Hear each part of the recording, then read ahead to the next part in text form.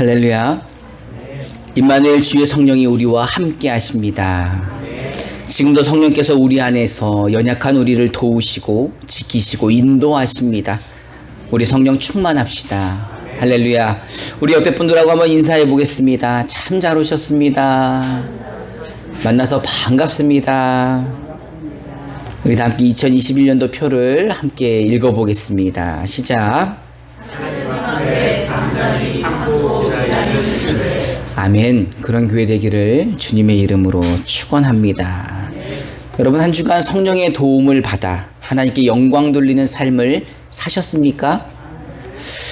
오늘 예배 가운데 여러분들의 수고하고 무거운 짐들을 주님 앞에 다 내려놓으시고 오늘 우리에게 주시는 말씀을 통해 새 힘을 얻으시기를 주님의 이름으로 축원합니다.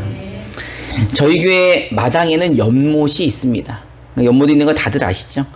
예전에 원로 목사님께서 공들여서 만들어 놓으신 건데 지금은 이제 우리가 식사를 하지 않으니까 다들 연못에 관심들을 안 두시고 잘 못 보고 계시죠.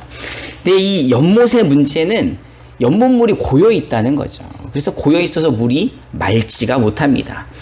그래서 이제 그 연못을 없애야 되는가, 없애고 거기다 정원을 만들까, 뭐 이런 이야기들도 많이 하셨는데, 그래도 뭐 우리 성도님들이 넣어놓은 붕어도 있고, 우리 원로 목사님께서 심어놓으신 그런 뭐 부들도 있고 연꽃도 있고 이래서 연못을 한번 정화시켜서 살려보자, 이런 마음을 제가 가졌습니다. 그래서 이 장날 가서 미나리를 사다가 연못에다 심기 시작했습니다. 그리고 불의옥잠도 사서 넣고 물배추도 넣고 또 돌을 쌓아서 이 물이 순환할 수 있도록 만들어 봤습니다. 그리고 여기 이제 활용 점정으로 이 토종 우렁이를 사서 집어넣습니다. 여러분, 이 토종 우렁이 보셨습니까? 이거 얼마나 비싼 줄 아세요? 이거 내 돈 내산, 내 돈 주고 제가 산 겁니다. 이 토종 우렁이를요, 제가 저 연못에다 5만 원어치나 풀어 넣었어요. 5만 원어치 많을 것 같으시죠? 몇 알 안 돼요. 이 토종 우렁이들에게 바라는 점은 딱 한 가지입니다. 제가 그 5만 원을 투자하면서, 야, 내가 너네들한테 바라는 거는 더도 말고 그냥 여기 있는 연못의 이끼들 좀 많이 먹고 생육하고 번성하라 라는 게 제 뜻이었습니다. 근데 이제 얼마 전에 놀라운 일이 생겼습니다. 이 연못에 있는 식물들의 줄기마다 연분홍색 알이 생긴 거예요. 처음에 이게 무엇인지 몰라서 인터넷을 찾아봤더니 이게 바로 우렁이 알입니다. 여러분, 이 우렁이들이 알을 얼마나 낳는지 진짜 요만한 아주 작은 새끼들을 넣거든요. 왜냐하면 조금 크면 클수록 비싸서 제일 작은 걸로 넣었는데 지금 이 우렁이들이 자라나가지고 알들을 엄청나게 낳았습니다. 오늘 한번 돌아가시면 연못 구경 한번 해보시기 바랍니다. 이 토종 우렁이들이 제 마음을 어떻게 알았는지 제 뜻을 받들어 생육하고 번성하여 연못에 알을 낳아놓은 겁니다. 그 모습을 보며 제가 보기에 심히 좋았더라 라는 그 말씀이 생각이 났습니다. 여러분들은 하나님이 보시기에 심히 좋았더라 라는 삶을 살고 계십니까? 오늘 이 산상수훈의 말씀을 보니까요, 형제와 다투지 마라, 이런 내용의 말씀을 하고 계십니다. 그런데 이 말씀은 사실 십계명 제6계명에 나와 있는 살인하지 말아라 라는 그 말씀을 가지고 예수님이 제자들을 가르치고 있는 겁니다. 이 살인죄라는 게 뭡니까? 진짜 사람을 죽인 게 살인죄잖아요. 그래서 살인하지 마라 라는 그 행위에 대해서 이야기를 하는 거고, 살인죄는 그 행위에 대해서 벌을 하는 거죠. 그렇다면 이 죽이고 싶은 마음은 있는데 아직 안 죽였어. 아주 진짜 죽이고 싶어. 죽일 마음이 가득 차 있는데 아직 죽이지 않은 상태에서 죽었어요. 그럼 천국 갈까요? 지옥 갈까요? 심판을 받을까? 심판을 받지 않을까? 여러분, 최초의 사람이 누구입니까? 아담이잖아요. 아담에게는 두 아들이 있었습니다. 가인과 아벨이 있었죠. 근데 둘의 비극적인 이야기는 너무나 잘 알고 있지 않습니까? 둘이 하나님께 제사를 드리는데 형 가인은 농사를 지으니까 곡식으로 하나님께 제사를 드렸고, 동생은 양을 치니까 양의 첫 새끼로 하나님께 제물을 드렸는데, 하나님은 동생 아벨의 제사는 받으시고 이 형 가인의 제사는 받지 않았던 겁니다. 이에 대하여 형이 어떻게 합니까? 분을 내지 않습니까? 우리 창세기 4장 3절부터 5절을 개역 개정으로 한번 읽어봅시다. 시작.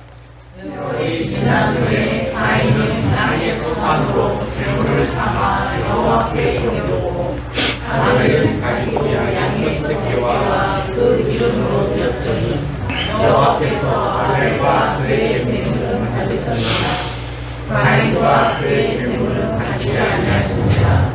가인이 몹시 말하여 안색이 나니. 아멘. 형 가인은 하나님께서 자신의 제물을 받지 않자 몹시 분하여서 뭐가 바뀌었어요? 얼굴색이 바뀌었습니다. 아니, 동생의 제물만 하나님이 받으신 게 뭐 그렇게 분한 겁니까? 근데 이는 분노하고 결국은 그 분노를 참지 못해 동생을 어떻게 합니까? 죽이죠. 여러분, 그 분노는 어디서부터 나온 걸까요? 가인의 마음에서부터 생긴 겁니다. 그 마음에 이 동생의 재물을 하나님이 받으신 거에 대한 질투, 그에 대한 시기, 그 미움이 분노로 바뀐 거죠. 그 분노가 바뀌어서 뭘로 나타난 거예요? 살인이라는 행위로 나타나게 된 겁니다. 이것을 반대로 돌려보면 살인이라는 것은 무엇으로부터 나온 거예요? 분노로부터 나온 거죠. 그 분노는 어디서부터 나온 겁니까? 사람을 미워하고 시기하고 질투하는 그 마음에서부터 나왔다는 겁니다. 주님은 오늘 본문에서 살인을 하게 되는 이 원인에 대한, 마음에 대한 문제를 지적하고 계십니다. 우리 마태복음 5장 21절부터 22절을 우리말 성경으로 한번 읽어봅시다. 시작. 살인하지 말라. 살인한 사람은 누구든지 심판을 받을 것이다 라는 옛 사람들의 말을 너희가 들었다. 그러나 나는 너희에게 말하자. 형제에게 분노하는 사람도 심판을 받게 될 것이다. 또 형제에게 나가라고 하는 사람도 공회에서 심판을 당할 것이다. 그리고 너는 바보다 하는 사람이 누구든지 지옥불에 떨어질 것이다. 아멘. 살인하지 마라. 이 말씀은 다 아는 거죠. 다. 모르는 사람이 어디 있습니까? 뭐 옛날 고대에서부터 누가 가르치지 않아도 살인하면 안 된다는 것은 그냥 다 아는 거죠. 사람이라면 다 아는 거죠. 그런데 이 유대인들은 특히 모세오경에 나와 있는 10계명, 제6계명에서 살인하지 마라 라고 하나님께서 말씀하셨기 때문에 너무나 잘 알고 있는 계명입니다. 그래서 살인은 하지 않죠. 살인은 하지 않지만 살인할 만큼의 어디까지는 가요? 분노까지는 가고, 살인하고 싶은 만큼 미워하기도 하고 시기하기도 하고 질투하기도 하는 것에 대해 주님은 형제에게 분노하고 욕하는 것에 대해서 아주 강력하게 말씀하고 계시는 겁니다. 형제에게 분노하는 사람, 살인자가 받는 심판을 너도 받게 될 것이다. 이 말씀은요, 살인죄와 형제 사이에 분노하는 죄를 동일하게 보고 있다는 겁니다. 형제에게 분노하는 것, 승질내고 화내는 것, 그 마음에 미움이 가득하여 사람을 죽였던 그 가인의 죄와 같이 주님이 여기고 계시는 겁니다.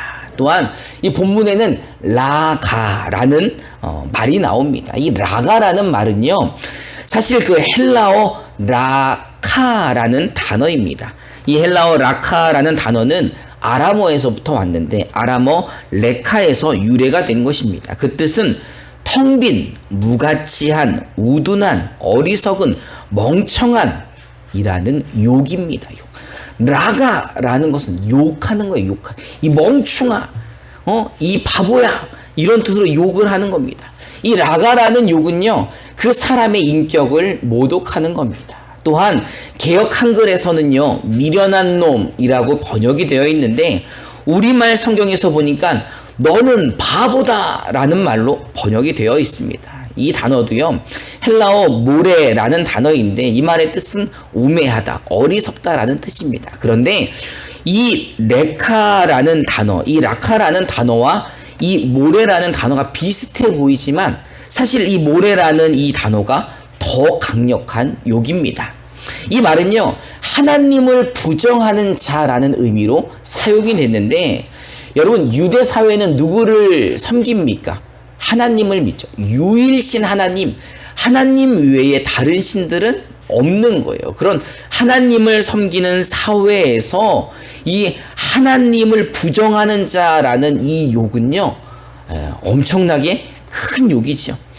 이 나가라는 말이 도덕적인 의미로 사람의 인격을 모독하는 욕이라면, 이 모래라는 단어의 욕은 종교적인 의미를 더한 하나님 앞에 아주 추악한 놈이라는 뜻을 가진 욕입니다. 어쨌든 예수님은요, 이런 욕하는 사람들 공회에 잡히고 심지어 지옥불에까지 떨어진다라고 말씀하고 계시는 겁니다. 그러니 우리가 살인은 하지 않았지만 형제를 시기하거나 미워하거나 욕을 하거나 화를 냈다면 하나님으로부터 심판을 피할 수가 없는 거죠. 어쩌면 우리도 지옥 갈 수밖에 없는 사람들인 것입니다. 그래서 주님은요, 형제에게 실수해서 원망을 들을 일이 생긴다면 하나님 앞에 제물을 드리다가도 그 제물을 제단 앞에 두고 먼저 가서 형제와 화해해라 라고 충고를 하고 계십니다. 마태복음 5장 23절부터 24절을 우리말 성경으로 한번 읽어봅시다. 시작. 내가 만약 제단에 예물을 드리다가 내 형제가 너를 원망하고 있는 것이 생각나면 예물을 거기 제단 앞에 두고 우선 가서 그 사람과 화해하라. 예물은 그 다음에 돌아와 드리라. 아멘. 여러분, 이스라엘은 하나님을 섬긴다 그랬잖아요. 그래서 그들에게 제사가 얼마나 중요합니까? 하나님 앞에 제사 잘못 드리다가는 어떻게 되죠? 죽는 사람들도 나오잖아요. 제물을 잘못 드리다 죽는 사람, 하나님 앞에 잘못 보여서 죽는 사람, 그만큼 제사는 그들이 목숨 걸고 드릴 정도로 아주 거룩하고 조심스러운 아주 중요한 행사인데, 그 제사를 드리는 일 중에서도 아주 중요한 제물을 드리다가 갑자기 형제와 다툰 일이 생각이 나서 형제로부터 원망을 들을 일을 했다면 그 예물을 그 앞에 두고 가서 화해하는 게 더 낫다. 그렇게 하는 게 옳다. 그렇게 화해를 하고 다시 와서 하나님께 제물을 드리는 게 더 맞다라고 예수님이 말씀하고 계시는 겁니다. 왜 그렇게까지 해야 될까요? 왜냐하면 하나님은요, 사람의 중심을 보시기 때문입니다. 중심을 보시는 하나님은요, 마음에 그런 마음을 가지고 있다면 그 예물을 받지 않으실 것이기 때문입니다. 형제에게 원망을 살 만한 일은 살인죄처럼 취급되어 하나님 앞에 심판받기에, 그런 죄가 있다면, 그런 죄가 생각이 난다면 돌아가서 그 형제와 화해를 하고 돌이키는 게 더 낫다라는 말씀입니다. 근데 이 말씀을 듣다 보면 여러분 이런 생각 들지 않습니까? 좀 너무 하시는 것 같지 않아요? 이거 예수님 너무 빡빡하게 구시는 거 아닙니까? 아니, 어떻게 우리가 살인한 것도 아닌데, 아직 사람을 죽인 것도 아닌데, 그냥 화내고 미워하고 욕했다고 어떻게 살인한 사람과 똑같이 우리를 취급합니까? 라고 생각할 수가 있죠. 어떻게 보면 주님이 너무 하시는 것 같습니다 라고 생각할 수 있습니다. 그런데 예수님께서 그렇게 하시는 데는 다 이유가 있습니다. 사무엘상 16장 7절을 개역 개정으로 한번 읽어봅시다. 시작. 여호와께서 사무엘에게 이르시되 그의 용모와 키를 보지 말라. 내가 이미 그를 버렸노라. 내가 본 것은 사람과 같지 아니하니 사람은 외모를 보거니와 나 여호와는 중심을 보니라. 아멘. 하나님은 사람의 외모를 취하는 분이 아니십니다. 하나님은요, 그 사람의 중심을 보시는 분이십니다. 중심을 보시는 하나님은 우리의 마음과 생각을 다 알고 계십니다. 여러분, 우리가 하나님 앞에 숨길 수 있는 게 있을까요? 하나님 앞에 숨길 수 있는 것은 아무것도 없죠. 그래서 우리의 마음 안에 시기가 있고 질투가 있고 미움이 있고 분노가 있고 형제에게 원망을 살 만한 일이 있다면 그것을 해결해야 한다는 겁니다. 잠언 4장 24절을 우리 개역개정으로 한번 읽어봅시다. 시작. 모든 지킬 만한 것 중에 내 마음을 지키라. 생명의 근원이 이에서 나느니라. 생명의 근원이 마음을 지키는 것서부터 나온다라고 잠언에는 나와 있습니다. 여러분, 우리는요 마음을 지켜야 되는 사람입니다. 왜냐하면 우리 마음대로 사는 것은 하나님이 원하시는 뜻이 아니기 때문입니다. 여러분, 우리 마음대로 살면은 어떻습니까? 선악의 기준이 누구에게 있는 거예요? 저에게 있는 거죠. 나에게 있는 거죠. 그래서 내 마음에 드는 것은 다 좋고 내 마음에 들지 않은 것은 다 싫고 그 기준이 하나님이 아닌 그 기준이 내가 된다면 그 삶은 하나님이 원하시는 삶이 아닌 것입니다. 하나님은요 우리가 서로 시기하고 질투하고 미워하고 욕하고 싸우는 것을 원하지 않으십니다. 그게 하나님의 뜻이 아니죠. 그 모습을 본다면 하나님이 내가 보기에 심히 좋았더라 라고 말하시지 않으시겠죠. 하나님은 우리가 주께서 우리를 사랑하신 것처럼 우리도 서로 사랑하기를 바라고 계시는 겁니다. 주님이 우리를 사랑하신 것처럼 우리가 서로 사랑하기란 정말 쉽지 않죠. 제가 날마다 설교를 하지만 사실 저 자체도 그 말씀을 지키기가 얼마나 어려운지, 내 마음을 지키는 것도 만만치 않은데 서로 사랑하라는 이 말씀도 얼마나 부담인지 모릅니다. 그래도 이 말씀을 우리가 지켜야 하는 이유가 뭡니까? 우리가 하나님의 자녀이기 때문에 하나님의 말씀에 순종해야 되는 겁니다. 그리고 그 말씀대로 사는 것이 누구의 뜻입니까? 하나님의 뜻이기에 우리는 하나님의 뜻대로 살아야 하기에 그 말씀에 순종해야 하는 겁니다. 여러분, 마음에 아직도 미워하는 마음과 시기하고 질투하는 마음이 여러분들 안에 있으십니까? 혹시 분노가 일어날 만큼 꼴보기 싫은 형제나 자매가 여러분 주변에 있으십니까? 그렇다면 이 말씀대로 한다면 우리가 이 예배를 드리기 전에 예배 전에 가서 어떻게 하고 와야 되는 겁니까? 먼저 화해를 하고 와야지 주의 말씀에 순종하는 겁니다. 우리는 육신을 가진 사람들이죠. 그래서 그렇게 살기가 쉽지 않은 겁니다. 우리가 육신을 가지고 있기에 서로 사랑하며 산다는 것, 이 미움, 다툼, 시기, 질투를 버리고 산다는 것 정말 쉽지 않은 일이죠. 그래도 우리를 잘 아시기에 주님께서 그렇게 살라고 누구를 보내주셨습니까? 성령을 보내주신 겁니다. 그래서 우리가 성령의 도움이 필요한 겁니다. 우리의 노력과 결단과 생각으로 육신을 가지고 있는 우리는 시기, 미움, 다툼, 이런 질투, 분노 이런 것들을 우리가 없앨 수가 없는 거죠. 우리는 우리 마음을 지킬 수가 없는 사람들인 것입니다. 빌립보서 4장 6절부터 7절을 우리 개역개정으로 한번 읽어봅시다. 시작.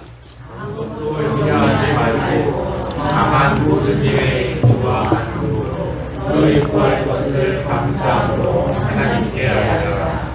그리하면 모든 시간에 뛰어난 하나님의 평강이 그리스도 예수 안에서 너희 마음과 생각을 지키리라. 아멘.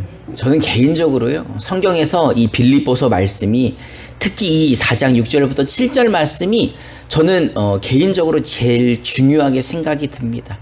우리가 신앙생활을 할 수 있는 아주 중요한 열쇠라고 생각을 합니다.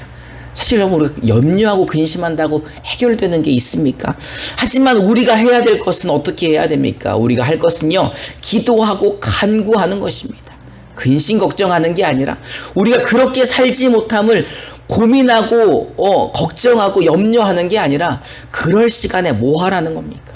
기도하라는 겁니다. 기도하고 하나님께 감사함으로 아뢰라는 겁니다. 그럴 때 주님께서 우리의 마음을 지키시고 생각을 지키신다는 겁니다. 우리가 기도할 때 하나님의 평강이 그리스도 예수 안에서 우리의 마음과 생각을 지키시기에 우리가 마음으로 범죄하지 않고 마음으로 범죄하지 않으니 행동으로 범죄하지 않고 하나님께 영광 돌리는 삶을 살게 된다는 것입니다. 여러분 믿으십니까? 여러분 하나님께 영광 돌리는 삶을 살기를 원하십니까? 여러분 주의 말씀에 순종하는 삶을 살기를 원하십니까? 그렇다면 아무것도 염려하지 마시고 기도하시기 바랍니다. 하나님께 감사함으로 아뢰시기 바랍니다. 그럴 때 주께서 우리의 마음과 생각을 지키시는 것입니다. 주께서 우리의 마음과 생각을 지키실 때, 성령이 우리를 도와주실 때 우리가 화내지 않을 수 있는, 성령이 우리를 도와주실 때 우리가 욕하지 않을 수 있는 겁니다. 성령이 우리를 도와주실 때만이 우리가 분노하지 않고 서로 사랑하는 삶을 살게 된다는 것입니다. 이제 여러분 기도하시기 바랍니다. 성령의 도움을 받으시기 바랍니다. 성령의 도움을 받아 이제 화내지 말고, 이제 욕하지 말고 서로 사랑함으로 주님의 말씀에 순종하는 저와 여러분 되시기를 주님의 이름으로 축원합니다. 이 시간 우리 함께 찬송하고 결단하는 시간을 갖도록 하겠습니다.